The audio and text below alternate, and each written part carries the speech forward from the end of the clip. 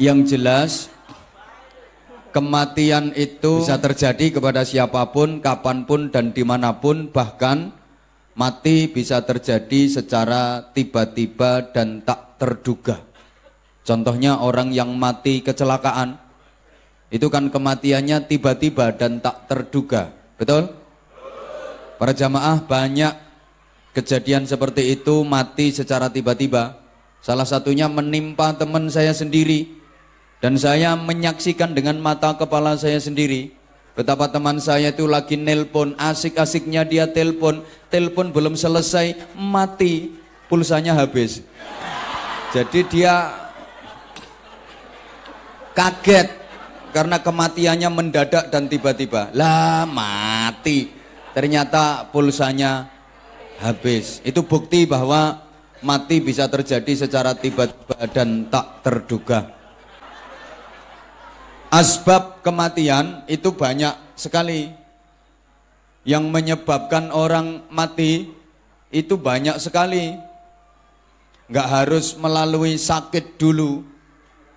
Memang sakit itu salah satu sebab kematian. Masyarakat kita itu umumnya kalau mendengar berita kematian itu pertanyaannya hampir sama. Dibilangin si A meninggal, pertanyaannya hampir sama, loropo. Seakan-akan orang mati itu harus sakit dulu. Padahal enggak. Orang yang kelihatannya sehat, seger, mati mendadak, ada apa enggak? Ada. Maka bisa jadi nanti selama saya ceramah ada jamaah yang enggak memperhatikan, ngomong sendiri-sendiri. Nah, bisa jadi nanti itu yang mati mendadak. Sakit itu kadang-kadang merupakan cara Allah untuk menyayangi hambanya, cara Allah untuk mencintai hambanya. Manusia diuji dengan sakit, itu tanda kalau dia disayang sama Allah, dicintai sama Allah, agar manusia itu menjadi lebih dekat sama Allah, menjadi lebih bagus kualitasnya. Terbukti banyak orang yang ibadahnya lebih berkualitas, lebih bagus ketika dia sakit daripada ketika dia sehat. Sehatnya nakal, ada tontonan apapun dia mesti berangkat, nakal sehatnya.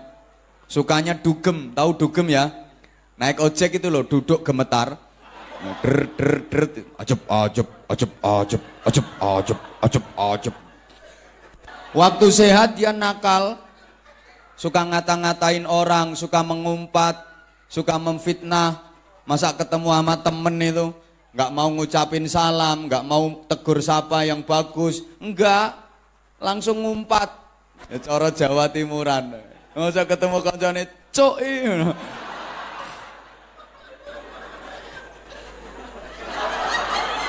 Ya wes kok baleni meneh. Iki aja saking aneh ngasih contoh ya gak tak unekno. Begitu dia sakit, dia jadi banyak berzikir, jadi banyak nyebut asma Allah. Allah. Allah. Astagfirullah, astagfirullah. Ya Allah, ya Allah. Suguhane ngombe kok sakmene akeh yo ya Allah, ya Allah. Begitu sakit dia jadi rajin ke musola, rajin ke masjid. Jadi sobo masjid, sobo musola ku ngenteni gering. Ada orang yang kayak gitu. Ini kebetulan orangnya juga datang. Maka waktu kita diuji Allah dengan sakit, kita di samping sabar, ikhlas, harus bersyukur. Alhamdulillah. Loh, dikasih sakit kok alhamdulillah. Iya, karena sakit itu merupakan bentuk teguran dari Allah. Kadang-kadang para jamaah, sakit itu cara Allah untuk menghapus dosa-dosa hambanya. Ini bentuk cinta dan kasih sayang Allah kepada hambanya. Allah tuh ingin agar kita yang aslinya berasal dari surga itu nanti di akhirat semuanya dikembalikan ke surga. Agar bisa kembali tinggal di surga, itu syaratnya harus bersih dari dosa. Dikasih cara membersihkan dosa dengan gampang, cara yang mudah. Karena ada cara untuk menghapus semua dosa, tapi sulit, berat, nggak semua orang mampu. Apa itu? Ibadah haji. Man hajja falam yarfuth walam yafsuk kharaja min dunubihi kayaumi waladathu ummuh. Siapa yang berhaji, dia tidak rafas, tidak fusuk, maka dia keluar dari dosa-dosanya seperti bayi yang baru dilahirkan ibunya. Bersih semua dosanya, jaminan masuk surga. Kalau hajinya mabrur. Tapi untuk melaksanakan haji itu enggak mudah, berat. Banyak yang enggak mampu, bahkan kadang-kadang sebenarnya mampu tapi enggak mau. Lah kalau untuk membersihkan dosa harus lewat haji yang bisa cuman berapa gelintir orang. Maka oleh Allah dikasih cara yang mudah untuk membersihkan dosa-dosamu. Apa? Gering. Orang diuji sakit, kalau hatinya sabar, ikhlas, menerima itu merupakan qadha dari Allah, maka semua dosa-dosanya diampuni oleh Allah. Alhamdulillah. Dosamu dikit apa banyak? Jujur, dosa-dosamu dikit apa banyak? Banyak, tak dongakno gering.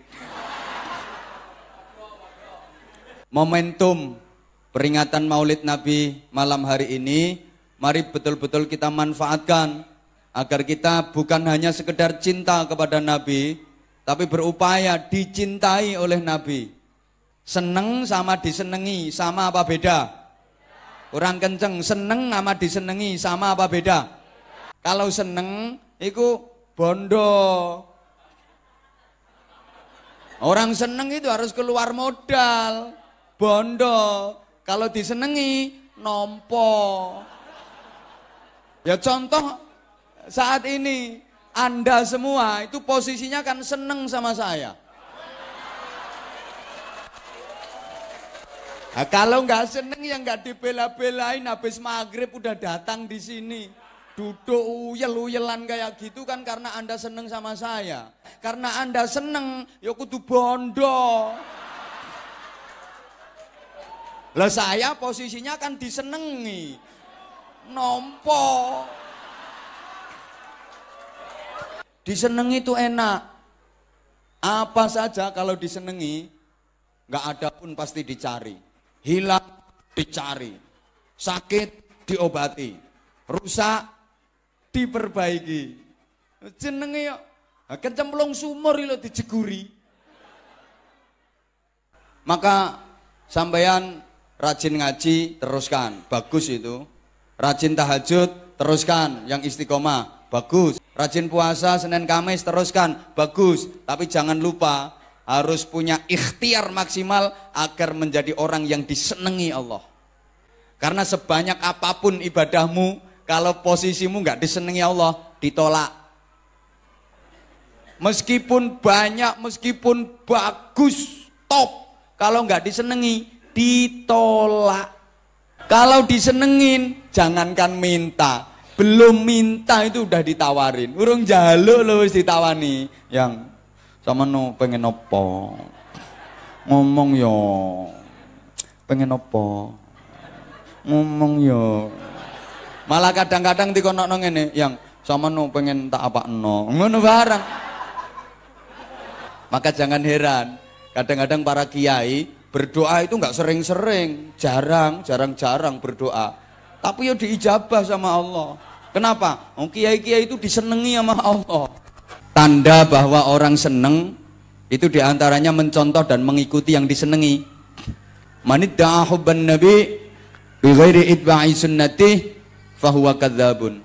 Siapa yang mengaku cinta Nabi tapi dia nggak mau mencontoh dan meneladani perilaku Nabi, maka sungguh dia adalah pembohong besar. Salah mecicil lah. Aku yo wedi dipecicili wong sakmono akeh. Getak ae kok. Kan Tanda kalau orang itu cinta kan mau mengikuti yang dicintai. Cinta tanpa mengikuti adalah dusta. Mengikuti tanpa cinta terasa hampa. Moh gak asik blas. Nyaute ku cie. Gitu loh biar asik. Saya ulang. Cinta tanpa mengikuti adalah dusta. Belum waktunya. Tunggu komando. Kalau aku udah selesai baru nyambung cie. Awas, aku belum selesai ada yang cie. Tak jahit lambene. Cinta tanpa mengikuti adalah dusta, dan mengikuti tanpa cinta terasa hampa. Edan kabeh. Apa? Kiai ini podo edane. Apa ngomong? Makasih. Ngerti edan kok diundang. Berarti sing ngundang lebih edan. Bentuk dari mengikuti Nabi yang paling simpel dan paling sederhana. Halo. Zaman Rasulullah dulu ada seorang laki-laki yang hidupnya di masjid. Dia tuh udah nggak ngurusin kerja, nggak ngurusin duit, nggak ngurusin harta, nggak ngurusin dunia, nggak mikirin dunia. Dia melepaskan diri dari hiruk pikuknya dunia, melepaskan diri dari segala sesuatu yang berbau dunia. Dia cuma di masjid, iktikaf, sholat, zikir, iktikaf, sholat, zikir, kayak gitu aja kerjaannya. Cuman akhirat aja yang dipikirin. Kalau digambarkan untuk memudahkan pemahaman, kira-kira sholatnya luar biasa, bagus banget. Dia takbir itu panjang, takbiratul ihram, Allahu Akbar. Poso sak bendino. Berangkat haji itu tiap tahun, hebat gak? Pergi umroh itu seminggu 5 kali. Bisa rumah Mekah kok. Sampai orang-orang sekitar, warga sekitar itu pada mengarani kalau dia itu ahli surga. Ngarani bahasa Indonesianya apa? Mengatakan nih ngomong no. Mengarani kok apa? Mengira yo ngira kuwi. Yo mengarani. Mengarani, menengo sing ceramah ki aku. Terserah aku. Mengarani kalau dia tuh ahli surga. Itu orang ahli surga, itu orang ahli surga, itu orang ahli surga, sampai kepada Rasulullah Shallallahu alaihi wasallam. Nah, Rasulullah mendengar kabar itu langsung komen. Iya, Rasulullah komen. No, pikiranmu lek komen mesti nang Facebook toh. Makanya saiki ku madzhabe thariqah Facebookiyah kok. Komenmu yo orang genah. Update status yo gak beres. Update status yo galau tingkat dewa. Potonganmu galau tingkat dewa. Rasulullah, lho sampean kok ngarani lek wong kuwi ahli swarga, dasarnya apa? Loh iya ya Rasulullah, itu orang udah nggak ngurusin dunia, nggak mikir harta, nggak mikir duit, cuman fokus ibadah dia, ya ahli surga dong. Rasulullah lantas bertanya, terus dia makan dari mana? Ya dikasih orang. Kalau ada yang ngasih makan, nggak ada yang ngasih dia nggak makan, itu tawakal dia, tawakal. Kata Nabi, tawakal nggak ngono bro. Tapi Rasulullah yang nggak ono bro nih, ono yang enggak. Itu ya tak tambahi untuk memudahkan pemahaman. Lah terus dia kerjanya apa? Nggak kerja ya Rasulullah. Dia udah nggak mikirin kerja, nggak mikirin harta, nggak mikirin dunia. Pokoknya dia fokus untuk akhirat. Kemudian Nabi bersabda, orang yang mau bekerja untuk menafkahi diri sendiri dan keluarga yang menjadi tanggungannya, tapi dia tetap mau ke masjid, ke musola untuk beribadah, itu jauh lebih baik nilainya daripada orang yang cuman di masjid, iktikaf sholat dikir, tapi nggak mau kerja. Rasulullah juga nggak memandang baik kalau ada orang yang cuman ngurusi dunia, kerja, duit, dan duit, sampai melupakan akhirat. Gara-gara sibuk kerja, sampai meninggalkan sholat. Laisa bi khiyarikum man tarakat dunya lil akhirah, wa tarakal akhirata lid dunya, walakin man yusibuhuma. Itu kok manggut-manggut udah tahu artinya. Lo kok ngene-ngene? Ngantuk. Ya enggak lah. Mana mungkin ngaji bareng Anwar Zahid kok ngantuk. Enggak mungkin lah. Kalau bapak-bapak pasti seneng dengan cara penyampaiannya dan materinya yang mudah diterima. Kalau ibu-ibu pasti seneng menikmati wajah saya. Lah, sing ngene-ngene minggato. Oh nyatane belum maghrib wis dateng ngono. Itu kan demi rindu kamu sama aku. Oke. Wis to meneng wae, gak usah iri. Ganteni apa piye? Ayo ganteni. Bukanlah sebaik-baik dari kalian itu orang yang hanya memikirkan akhirat, ngurusin akhirat sampai meninggalkan urusan dunianya. Bukan pula sebaik-baik kalian orang yang hanya fokus ngurusi dunia sampai lupa akhirat. Akan tetapi yang terbaik adalah yang mengupayakan dua-duanya. Dunia diusahakan, akhirat diusahakan. Sehingga dunia dapat, akhirat juga dapat. Hidup di dunia ini ibarat orang yang berlayar di lautan yang bertujuan untuk mencapai pantai harapan. Makasih. Kita hidup di dunia butuh harta, butuh duit. Tapi jangan karena membutuhkan harta dan duit, lantas hidupmu dipenuhi dengan harta, hidupmu dipenuhi dengan duit. Maka kamu akan tenggelam dalam sesatnya harta dan duit. Tidak bisa sampai ke tujuan pantai harapan surga yang penuh dengan kenikmatan. Enggak sampai kok amin nih loh. Rupane ayu oon. Makanya didengerin dulu. Jangan asal amin. Didengerin. Itu kan bukti kalau terkesima memandang aku. Sampai nggak konsen. Lah orang itu kalau fokusnya cuman harta dunia, harta dunia, harta dunia, yang nggak bisa sampai untuk menggapai kenikmatan akhirat, dia malah akan diperbudak oleh dunia. Pasti itu. Banyak yang kayak gitu. Di kampung-kampung itu kerja keras, cari duit, terkumpul banyak, beli sawah. Kerja lagi, dapat duit banyak, terkumpul, beli sawah. Tapi nggak sempat nikmati duitnya, wong ditukokno sawah terus. Sawahnya luas, 20 hektar. Tapi lihat orang seperti itu, enggak resik sawahnya timbang raine. Duitmu yang sesungguhnya yaitu yang disedekahkan itu.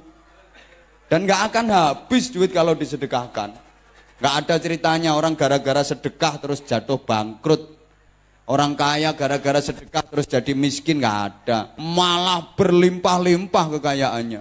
Tiap hari manusia itu didampingi 2 malaikat, yang masing-masing malaikat itu berdoa. Doanya malaikat itu diijabah Allah.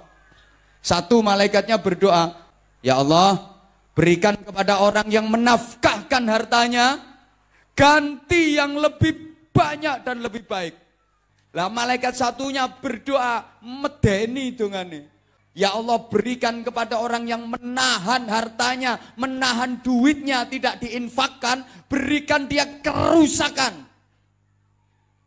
Kayak iki engko kapan ono panitia keliling sing gak ngasih infak titen ono. Kejelungup. Minimal sampai rumah lambemu langsung udunen ngisor dhuwur. Makanya orang yang hartanya nggak dinafkahkan sama sekali, pasti hidupnya nggak barokah. Mungkin duitnya banyak, tapi tidak ada kedamaian dan ketentraman dalam hidup berumah tangganya. Dalam keluarganya nggak mungkin ada kedamaian. Mungkin dia kaya. Ngeseng ngomong betul paling ya ora patek kaya. Pokoknya nggak ada ceritanya. Disedekahkan kok habis, malah semakin banyak. Nah kalau dibilangin gini mesti bantah. Kabeh ustadz yang ngono kuwi omongane. Jare nek sedekah kuwi tambah akeh, tambah gede. Nyatane. Aku lo punya duit 1 juta, tak sedekahkan 300.000. Yuk karek 700. Ngono kok jarene tambah akeh. Mbacane ustaz itu ndak iso matematika. Ngomong tok. Laut itu dikurangi ikannya tiap saat, dikuras ribuan ton, tapi laut nggak pernah kehabisan ikan. Segoro ndi sing kentekani wae? Ayo ngomong lambemu. Itu kekayaanmu yang sesungguhnya, yang disedekahkan itu loh. Yang dibuat rumah megah, mati ya ditinggal. Belikan mobil mewah, mati ya ditinggal. Tapi yang disedekahkan terus menyertai jenengan, bahkan menolong, membela sampai di surga nanti. Lah di surga itu penuh fasilitas, ada sungai dari khamr, sungai dari susu, sungai dari madu, ladzatan lisyaribin, tinggal nyedok, minum sepuasnya. Lah kalau cuman 1000 dilatok kon. Bidadarinya wah cantik-cantik, terbuat dari za'faron. Bidadari surga itu harum luar biasa, cantik, 1000 nginceng tok kon. Wa tazawwadu fa inna khairaz zadi taqwa. Berbekallah kalian, maka sesungguhnya sebaik-baik bekal itu adalah takwa. Takwa itu ada langkah yang praktis. Bagaimana langkah praktis dari takwa itu? Kalau memang diperintahkan nama Allah, diperintahkan nama Rasulullah, lakukan, laksanakan, kerjakan apapun yang menjadi rintangan, penghalang, terjang. Itu perintah Allah, perintah Rasulullah. Kalau kita lakukan, kita kerjakan, maka kita akan mendapatkan kebahagiaan, keselamatan dunia akhirat. Kalau ingin dapat ridha Allah, kalau ingin dapat syafaat Rasulullah, kalau ingin dapat maghfirah dari Allah, kalau ingin dapat rahmat dan barokah, walaupun berat, karena itu perintah, kerjakan.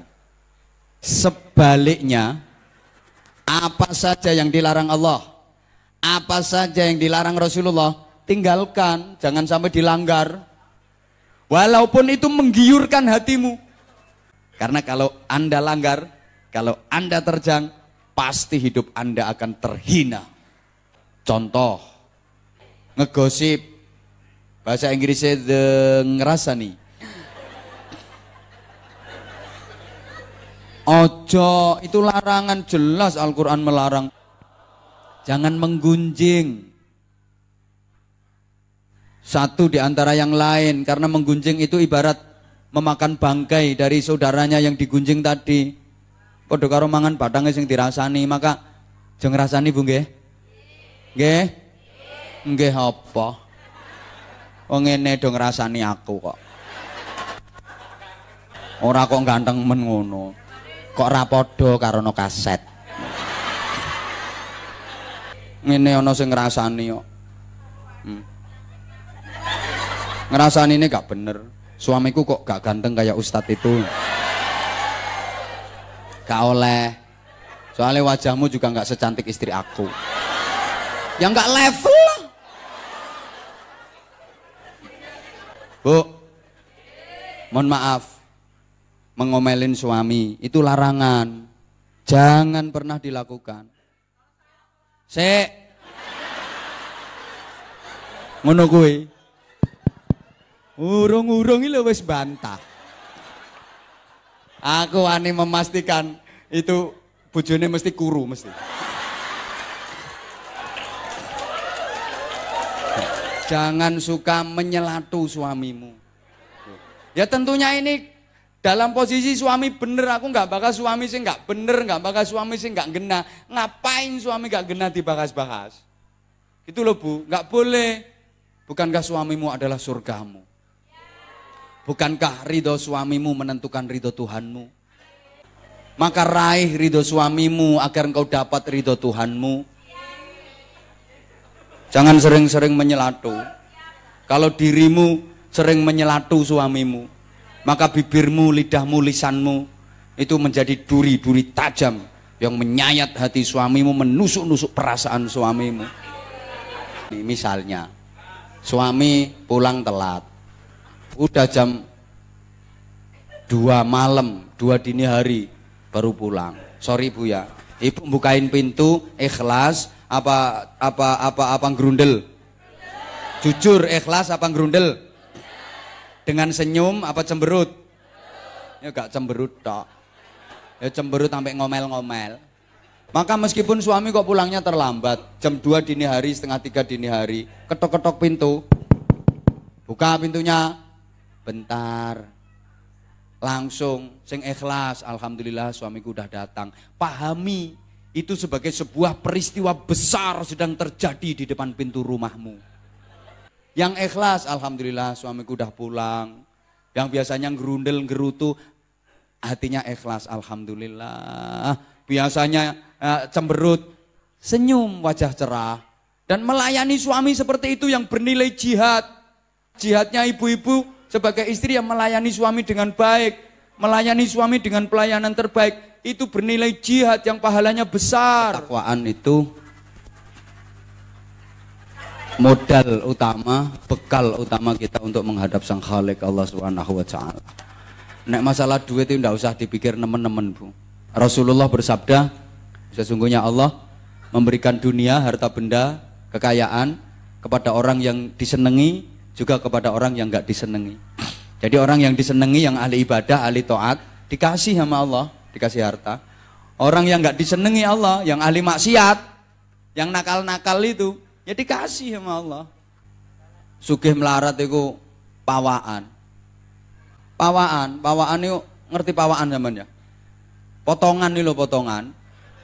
Ya padha karo pawaane awake lho, ana wong yo pawaan lemu, ana pawaan guru, ana potongan lemu, ana potongan guru. Nek pancen potongan lemu, meskipun makan cuman sedikit, ya lemu. Nek potongan guru, mangane akeh ya tetep guru, paling ya cuma atos ngono ae. Kadang-kadang kita itu salah, terjebak, sering terkecoh.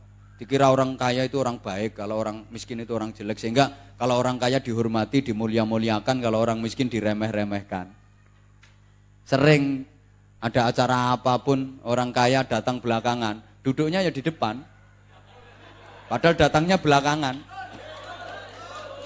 Sing tepuk tangan ini jelas melarate. Jalan kalau di depan orang kaya ini bungkuk nek perlu berangkang. Padahal Rasulullah udah ngancam, siapa yang hormat kepada orang kaya karena hartanya, karena kekayaannya, zahaba thulutsat ini, hilang 2/3 agamanya. 2/3 agamanya lenyap. Apa enggak boleh hormat sama orang kaya? Boleh, tapi kehormatan itu bukan karena kekayaan, bukan karena harta, bukan karena duit. Mungkin karena ilmunya, dia kaya tapi dia alim. Kita hormat bukan karena hartanya, tapi karena ilmunya. Atau karena akhlaknya, dia akhlaknya luar biasa. Atau karena kedermawanannya, dia emang kaya, dia dermawan. Kita hormat karena kedermawanannya, bukan karena hartanya, bukan karena duitnya, bukan karena kekayaannya. Tapi kalau karena hartanya, karena duitnya, karena kekayaannya, hilang 2/3 agama. Naudzubillah min. Manusia terbaik itu nabi. Allah bikin nabi itu yang model-model macamnya. Ada nabi yang di model kaya raya, ada nabi yang di model miskin, tapi tetap sama-sama nabi, tidak mengurangi nilai kenabian. Ada nabi yang di model kuat, gagah, ada nabi yang di model sakit-sakitan. Ada nabi yang sakit-sakitan, tetap nabi, tidak mengurangi nilai kenabian. Nabi yang kaya raya, kayak Nabi Sulaiman. Wilayah kekuasaannya loh sak donya. Pasukane, tentaranya, bukan cuma manusia, gendruwo-gendruwo barang. Tunduk semua. Istana, jangan nanya, mutu manikam, emas permata, inten jemerut, yupa inten tapuk parut. Indah, kaya raya. Nabi Sulaiman itu saking kaya rayanya, istrinya itu 1000. Bojone lo 1000. Nah, sampan di bojo 1000 Pak, ya udar kabeh. Tapi ada nabi yang sama Allah di model miskin, kayak Nabi Isa alaihi salam. Rumah nggak punya, istri nggak punya, saudara nggak punya, keluyuran ya Nabi. Makanya Nabi Isa itu dijuluki Al-Masih, artinya kan pengembara, tukang ngambah dalan. Keluyuran, yang dimakan ya dedaunan, buah-buahan. Miskin banget, melaparat. Tapi tetap nabi, ora kok terus dianggap gak patek nabi. Ada nabi yang gagah perkasa, sakti mandraguna, jawara, kuat. Kayak Nabi Musa, watake yo keras. Nabi Musa kuat, batu besar itu, batu gunung. Dicongkel pakai tangan, glodak, langsung keluar sumber air. Ada nabi yang sakit-sakitan kayak Nabi Ayub, sakit-sakitan tapi ya tetap nabi. Ukurannya nabi bukan karena sehat badannya atau sakit badannya, kaya hartanya atau miskin hartanya, bukan itu ukurannya. Lah para ulama, para kiai itu warasatul anbiya, al ulama warasatul. Para ulama mewarisi para nabi, bukan cuma mewarisi nabi. Kalau pewaris nabi, satu nabi aja yang diwarisi. Ini enggak, pewaris dari para nabi. Maka ulama itu juga macam-macam karakternya. Ada yang mewarisi karakternya Nabi Ayub, sabar banget. Sabar. Ada kiai itu yang gayanya halus. Menyikapi masalah ya halus. Ada yang karakternya kayak Nabi Musa, keras. Bayangkan, pamit ke Nabi Harun. Mas Harun, titip umat aku 40 hari. Aku riyadhah 40 hari, aku kholwah, munajat ke Allah. Titip umat, jangan sampai umat ini hilang keimanannya. Nabi Harun kan halus. Begitu ditinggal 40 hari, umat itu banyak yang ingkar, banyak yang kufur. Datang langsung marah-marah. Janggutin Nabi Harun ini dipegang, titipi umat 40 dino gak entos. Keras. Makanya jangan heran kalau ada ulama yang keras. Allahu Akbar. Ngono aja heran sampean. Memang marisi Nabi Musa, gaya dakwahnya keras. Ada yang sistem seperti itu, ada yang halus, sistem penyampaiannya juga halus, metode dakwahnya juga halus, cara mengajak masyarakat juga halus. Ada yang keras, haram. Ono sing model ngono iku. Ono sing ya ngono ku gak oleh. Jangan heran sampean, macam-macam karakternya. Ada yang mewarisi Nabi Musa, sakti, gagah, kuat. Itu kiai mewarisi Nabi Musa. Ada yang mewarisi Nabi Ayub, nyontek no. Ya kiai tapi ya memang tepak marisi Nabi Ayub. Ya jombok lokno, kiai kok gering loh. Ukuran kiai atau bukan itu enggak dari sehat tubuhnya atau sakit, enggak, tapi ukuran itu dari kedekatannya sama Allah, kasih sayangnya sama umat. Tandanya kiai, tandanya ulama itu dekat sama Allah, welas asih kasih sayang sama umat. Ada yang mewarisi Nabi Isa, miskin, sarung itu enggak bisa beli. Kalau enggak lebaran itu pun dikasih orang. Tapi ya tetap kiai, ya jombolokno, kiai kok kere. Mesti kualat kayak. Mewarisi Nabi Ayub kok. Ada yang ulama itu mewarisi, ya ustadz ulama mewarisi Nabi Sulaiman, ya termasuk aku ki. Amin ngono lho, Bro. Iki doa iki. Malah diguyu. Asline kaya miskin itu sama. Sama-sama tanggungan Allah. Sugih melarat asline podo tanggungannya Gusti. Bedanya orang kaya itu bagiannya udah dikasih, jatahnya udah dikasihkan, wis digawa dhewe. Nah, wong melarat yang miskin itu bagiannya belum dikasihkan, berarti masih digawakno sean. Durung dikekno.